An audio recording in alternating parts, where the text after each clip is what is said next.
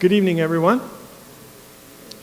Welcome to the historic Mission Playhouse for tonight's Mayor's State of the City Address. I'm very happy to welcome you on this special occasion. If you attended last year's State of the City Address or attended one of our many Playhouse shows, I'm sure you noticed our new facade as you came into the building. The Playhouse team has worked hard over the past year to raise funds to restore the facade, repairing surface damage and adding a fresh coat of paint. If you'd like to help us continue those efforts, the second phase of the restoration is now underway to add the final decorative elements to that facade. You can learn more on the Mission Playhouse website at missionplayhouse.org. Now I'm honored to introduce Mayor John Harrington for this year's State of the City Address. John was elected to the City Council in 2011. He has over 20 years of legal experience, specializing in complex financial transactions, municipal law, public works construction. In addition to being admitted to the California State Bar, he also holds a real estate license and a general contractor's license. John is committed to promoting family values and experience through community events. He has focused his efforts in developing and funding the activities that make living in San Gabriel such a memorable one. Being a business-friendly city is also important to John, and he has devoted his efforts towards attracting quality businesses to the city of San Gabriel. You will see from tonight's presentation that San Gabriel has had a lot of success in this arena. Mayor Harrington has also spearheaded issues such as increased paving, reducing massage parlors, lowering taxes, and making the city more responsive and accountable to the residents. And with that, I'd like to introduce Mayor Harrington.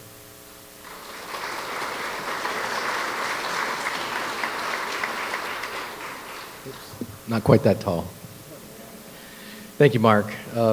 First of all, I hope everybody noticed that we did a little bit of advertising here, so please bring this home with you. It's our 2018 Mission Playhouse program. There's a lot of great activities in here, so please bring that with you as you come home. So I'd like to first welcome everybody and thank you for coming out to this year's State of the City Address. And I'd like to acknowledge my fellow council members that are also in attendance, and I really appreciate their attendance. It's Vice Mayor Jason Poo,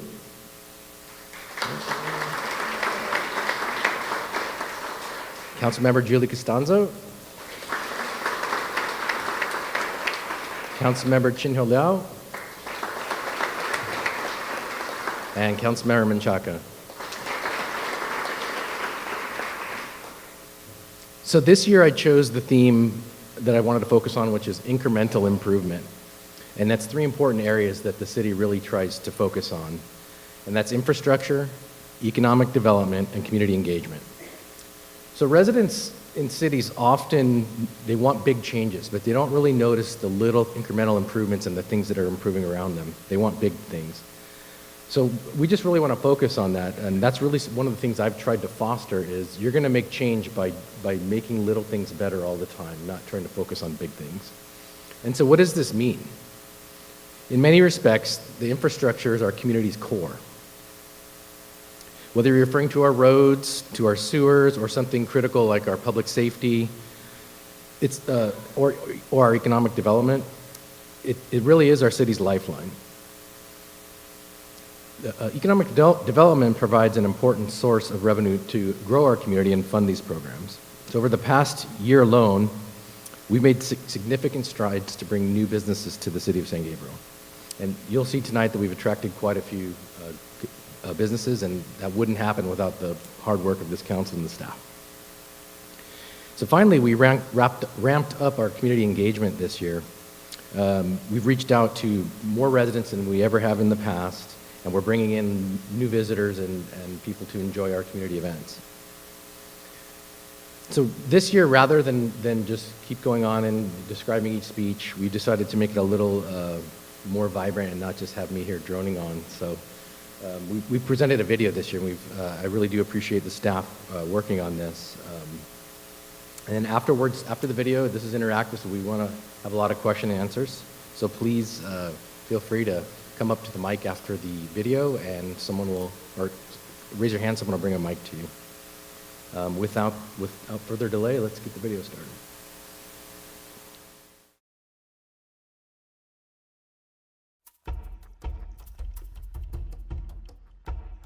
At just over 4.2 square miles, San Gabriel is the home to over 40,000 residents.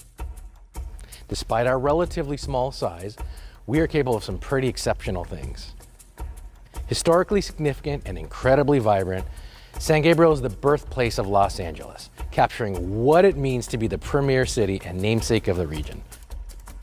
Our story is the story of the Southland. Over the last several years, we've worked diligently to continue our mission of making San Gabriel a leading place to live, shop, and play. This year, for the State of the City Address, I chose the theme of continuous improvement. Let's see what we've accomplished during this past year.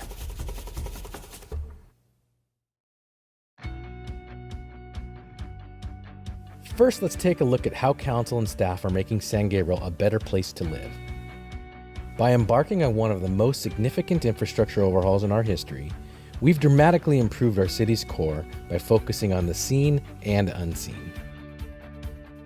Several major street projects, including improvements to our principal arterials, have allowed us to address one of the biggest concerns of our community, paving.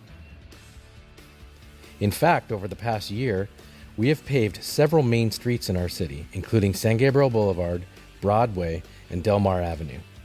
Of course, we've also paved smaller local streets, including California, Main Street, and Pine Street, among many others.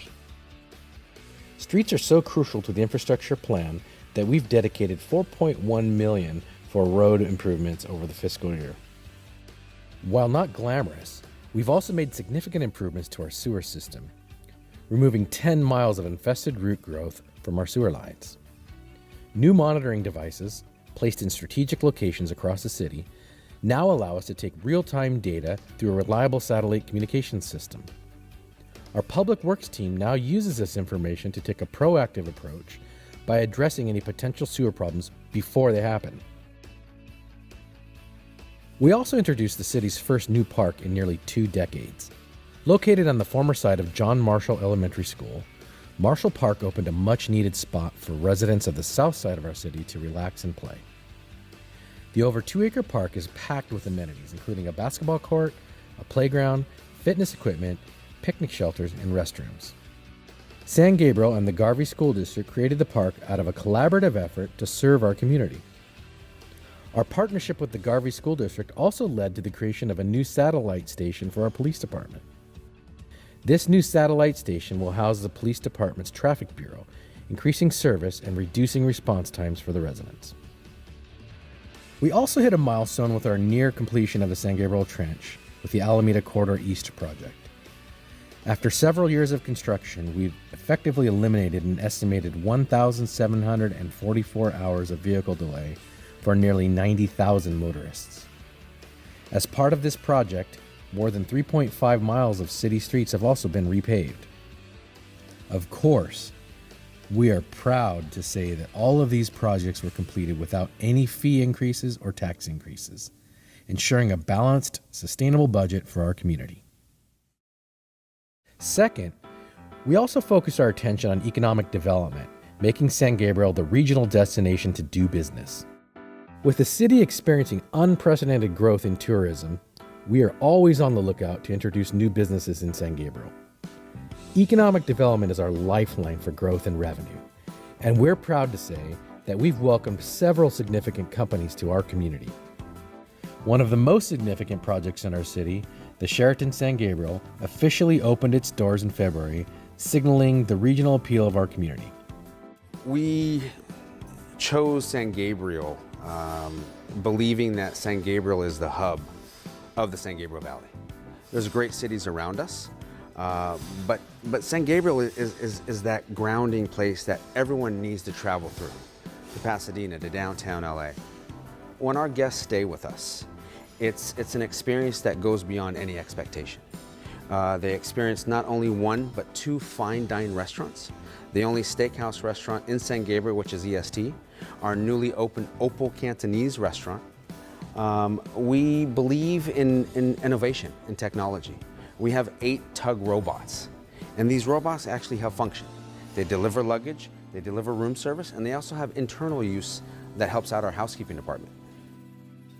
The all-new Curio Hotel is also under construction on Del Mar Avenue and Valley Boulevard. Once completed, The project will feature 222 hotel rooms, 85 condominium units, and over 55,000 square feet of commercial space. If you're a fan of fried chicken, you'll happy to know that San Gabriel welcomed Bonchon Chicken earlier this year. With a focus on Korean fried chicken, restaurant goers can now select a variety of dishes to make your mouth water. Well, I mean, San Gabriel is already known as being like a really central location for like really good food, and for foodies come here, migrate here anyways.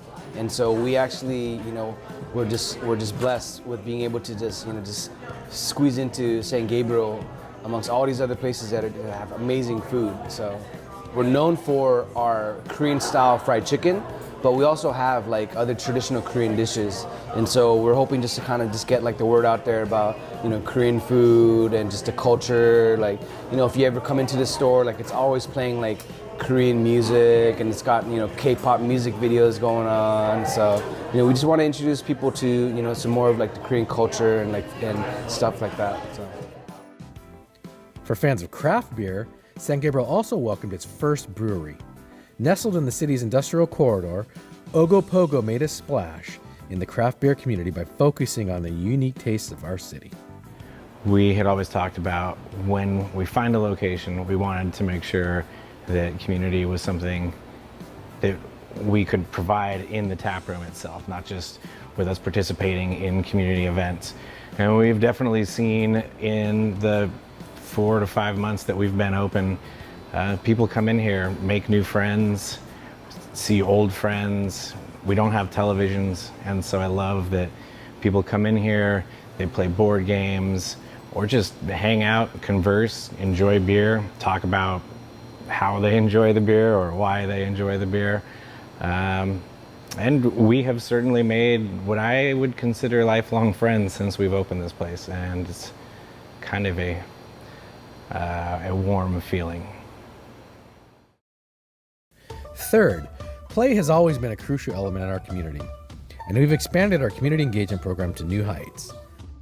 To kick off the new year, we celebrated the 4th annual San Gabriel Lunar New Year Festival, bringing in visitors from across the region to celebrate the Lunar New Year with a mixed traditional and contemporary offering.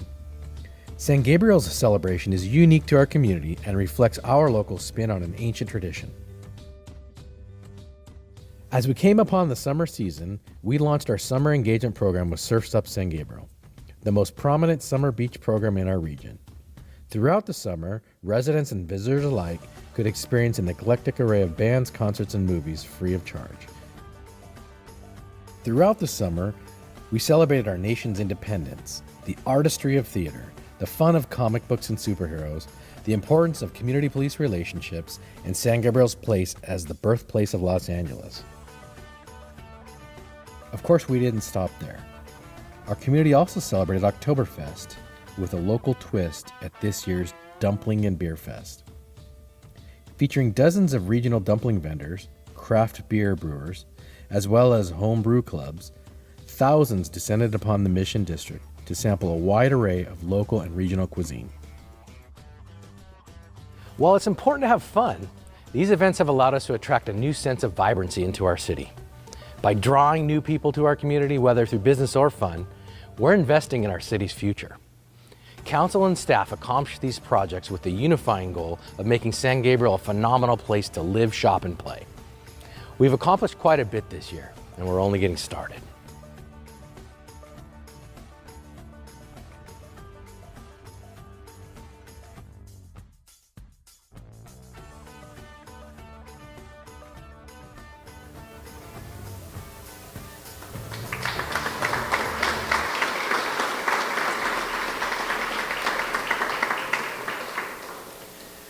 Thank you. So this is something new we've tried this year. I think it's a little more interactive than just me reading a dry speech in a couple slides. So I really do appreciate staff for putting this together.